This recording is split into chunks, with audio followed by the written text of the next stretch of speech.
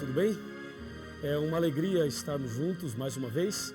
Hoje vamos estudar sobre o selo de Deus dentro do contexto do grande conflito e especificamente baseado no livro do Apocalipse. A Bíblia Sagrada apresenta um paralelo desde Gênesis até o Apocalipse. Ou seja, em São Mateus, nós encontramos ali a descrição de dois caminhos, o caminho estreito e o caminho largo. Esses dois caminhos aparecem em toda a Bíblia, como eu disse, de Gênesis até o Apocalipse. Lá em Gênesis encontramos os dois caminhos sob a figura de linguagem de Abel e Caim, e também Deus e o diabo, luz e trevas. E ainda esse paralelo, ele vem, e nós podemos citar aí trigo e joio, podemos falar, por exemplo, céu e inferno, salvação e perdição, podemos falar ovelhas e bodes, podemos ver no Apocalipse o cordeiro e o dragão, podemos ver a mulher do capítulo 12 e a mulher do capítulo 17, podemos citar aí Babilônia de um lado e Jerusalém da outra, podemos ainda colocar o selo de Deus e o selo da besta e assim por diante, sempre mostrando dois caminhos, o caminho certo e o caminho errado, o caminho da vida e o caminho da morte.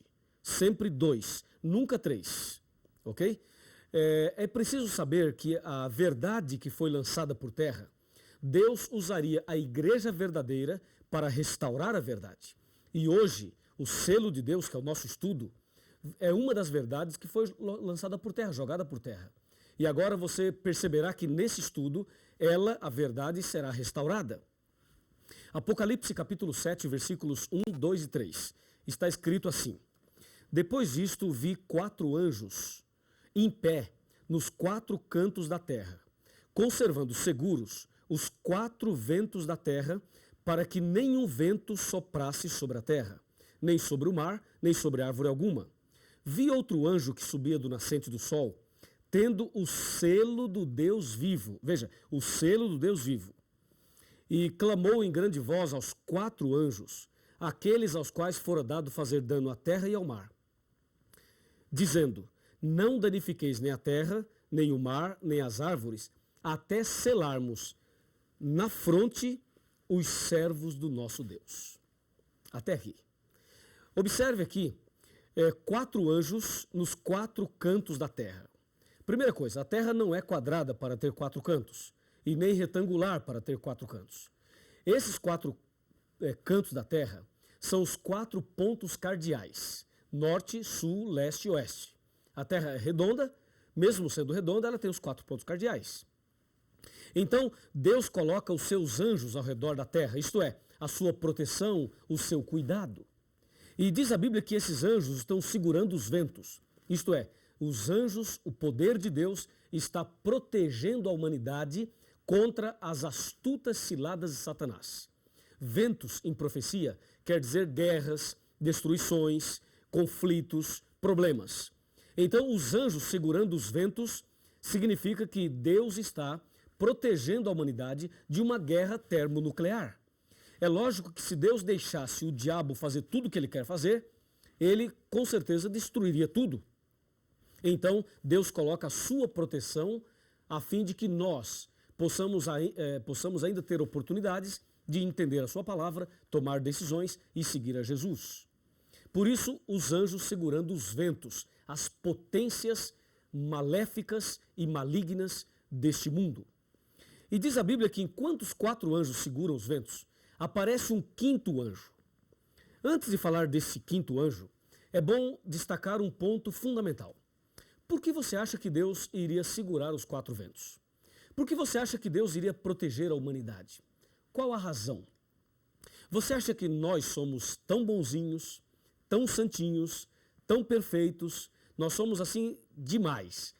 O ser humano é tão santo que Deus olha para nós e diz: puxa, tadinhos, eles são tão bonzinhos, eles não fumam, não bebem, não mentem, não praticam pecados nenhum. Então, eles são tão bonzinhos que eu vou protegê-los. Seria isso? Claro que não. Você já fez muitas coisas erradas? Você já cometeu muitos pecados? Quantos pecados você já praticou até hoje na sua vida? E por aí você tem uma ideia de que você não é uma pessoa santinha, eu também não. Nenhum ser humano é perfeito. Todos nós somos pecadores, terrivelmente pecadores. Então, se eu sou pecador, se você é pecador, se nós somos maus, pergunto, por que Deus iria proteger a humanidade? Por que Deus protegeu você até hoje? Por que você está vivo ainda? Olha, eu já capotei o meu carro e já caí dentro do rio. Eu, a minha esposa e a nossa filha. Na época tínhamos uma filha, hoje temos 2 filhas. Então eu pergunto, por que Deus me protegeu? Caímos no rio com os 4 pneus do carro para cima e o capu e todos nós de cabeça para baixo. E por que eu não morri? Por que eu estou aqui? Porque Deus tem um propósito para mim. Você também já passou pelo vale da sombra da morte, não já passou? Talvez um acidente, uma cirurgia, uma enfermidade, algum outro tipo de problema que quase você foi e não foi. E você está aí. E talvez você esteja me assistindo no hospital, quem sabe num leito de dor, num momento difícil, dramático da sua vida.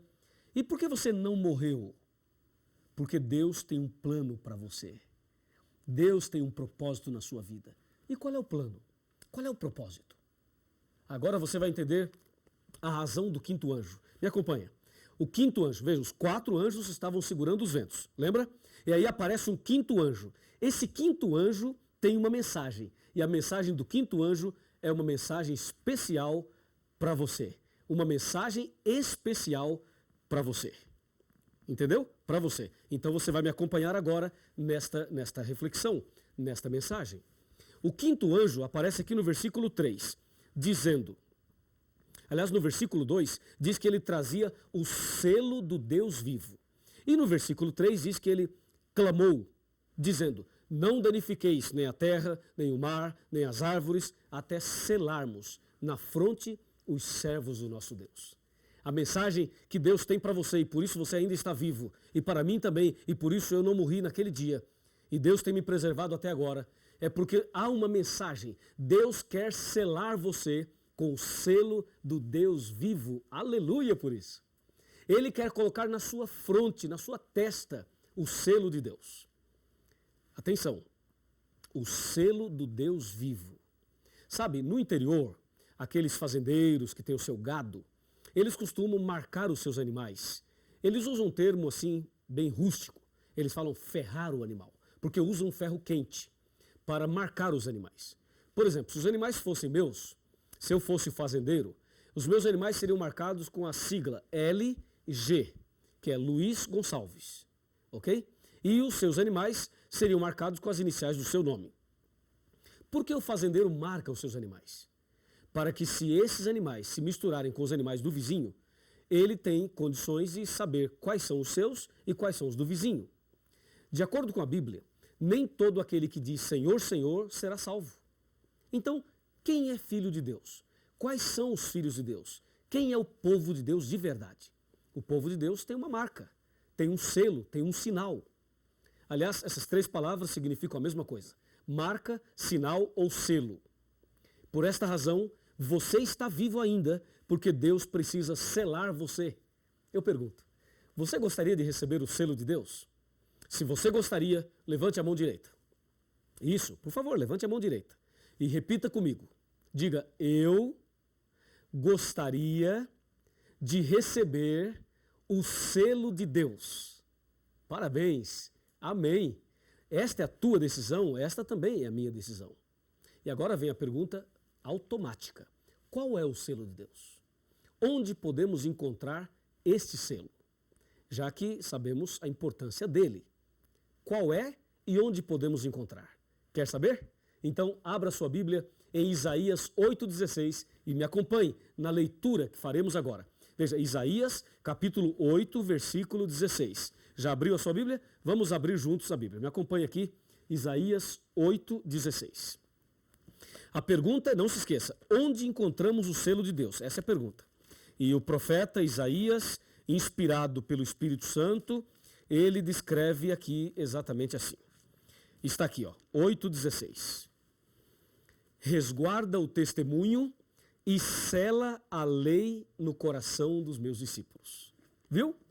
Resguarda o testemunho e sela a lei no coração dos meus discípulos. Pronto. O selo de Deus está na lei. Na lei, lembra do estudo sobre a lei e o conflito? Pois é justamente nos 10 mandamentos que nós encontramos o selo de Deus. Mas qual é a descrição ou a definição de um selo? De acordo com a Bíblia, um selo tem que ter o nome, o cargo e o território que o dono do selo domina. Se você observar o livro de Esther, no capítulo 3, versículo 12, verá que os reis do passado usavam um anel grosso. Eles mandavam escrever uma carta e depois traziam a carta e com aquele anel ele carimbava a carta, ele selava a carta.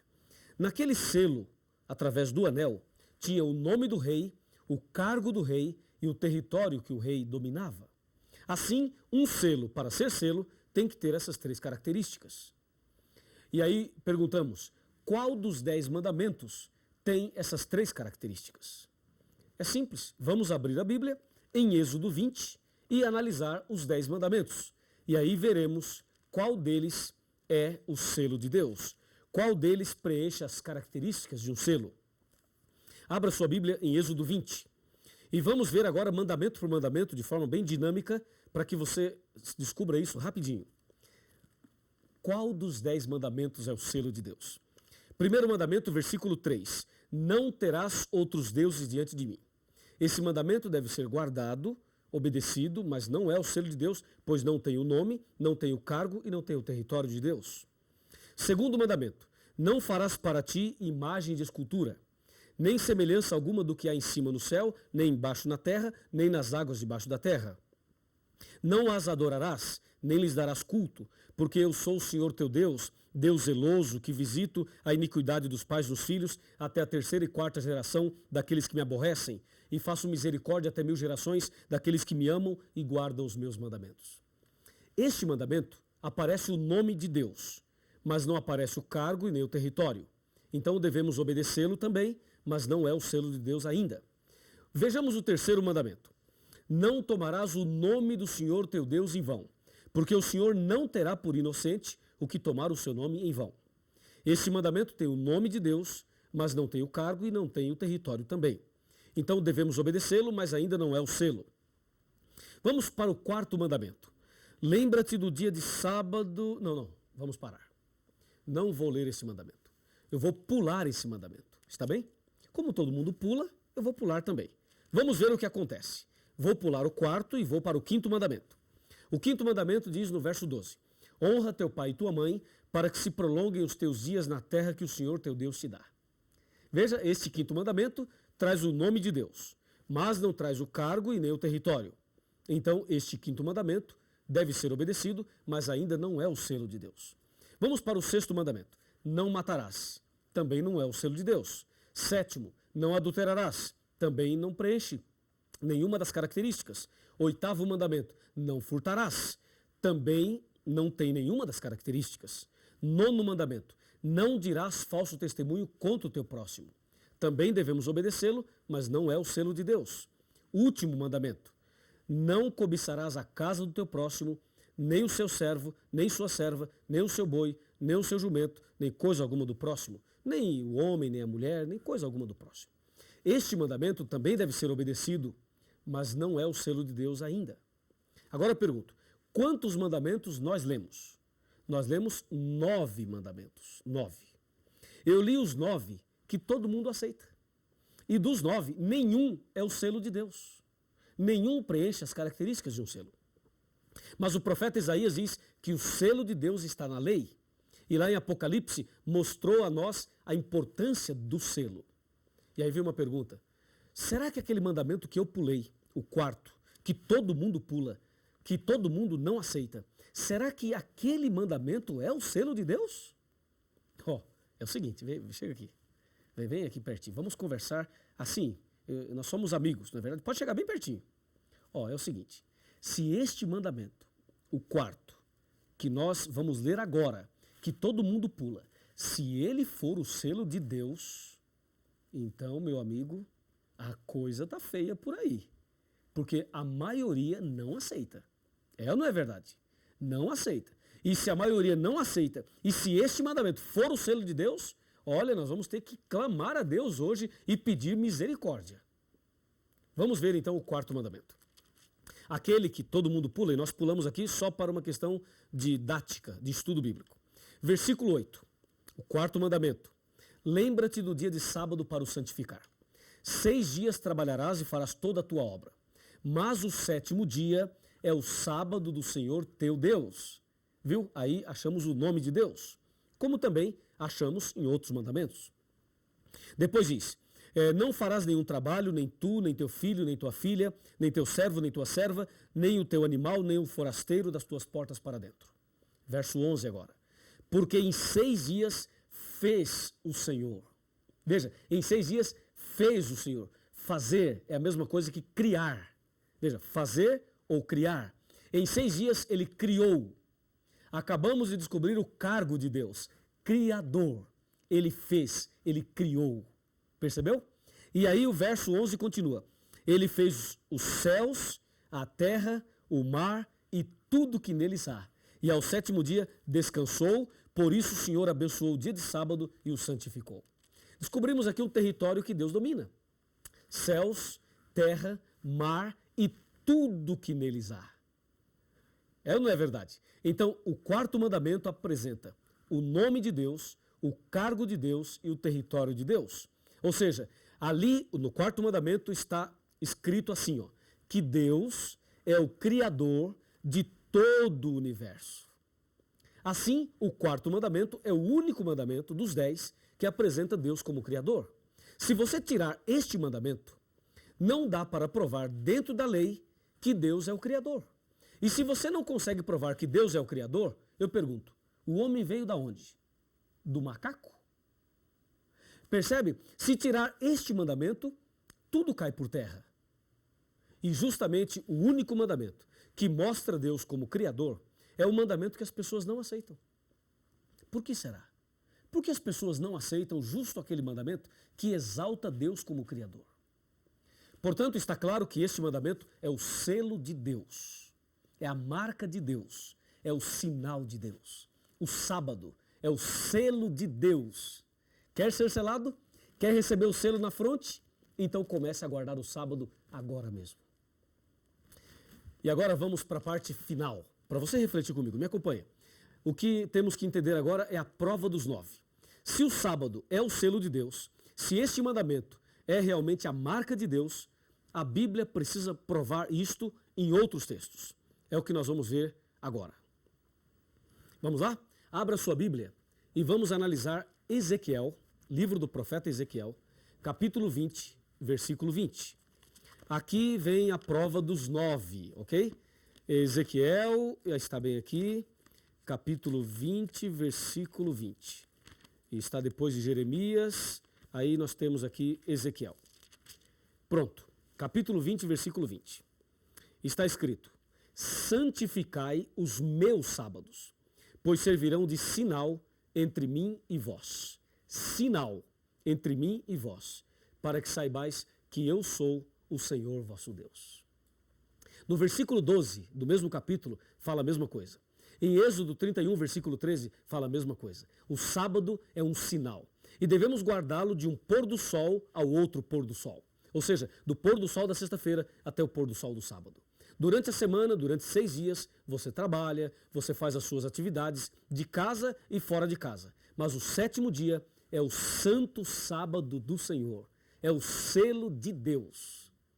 E é importante que você seja marcado, a fim de que você seja identificado como filho ou como filha de Deus. Sabe, Adão e Eva guardavam o sábado. Deus guardava o sábado. Os profetas todos guardaram o sábado. Jesus Cristo também guardou o sábado. A Virgem Maria também guardava o sábado. Lucas capítulo 23, de 54 a 56.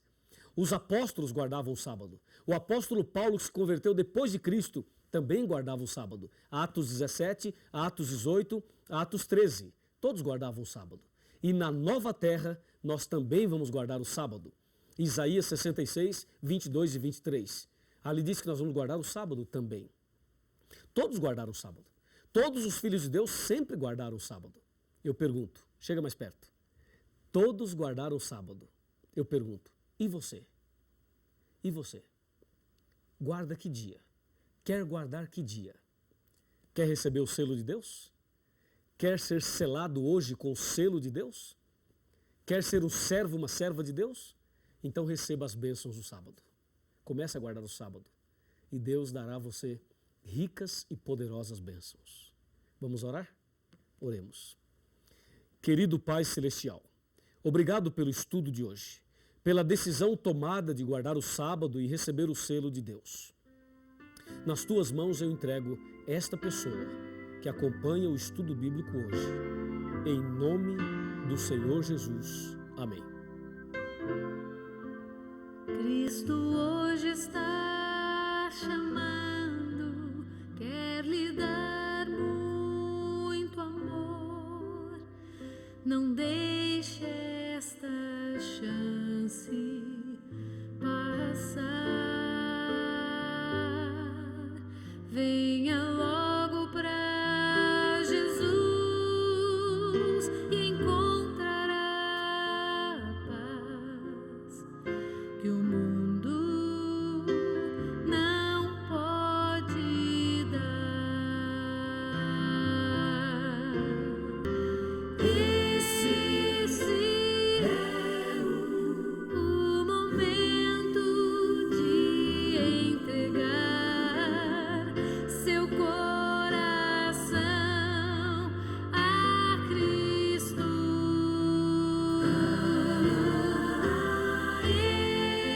Ele hoje está chamando, quer lhe fazer feliz. Muito feliz.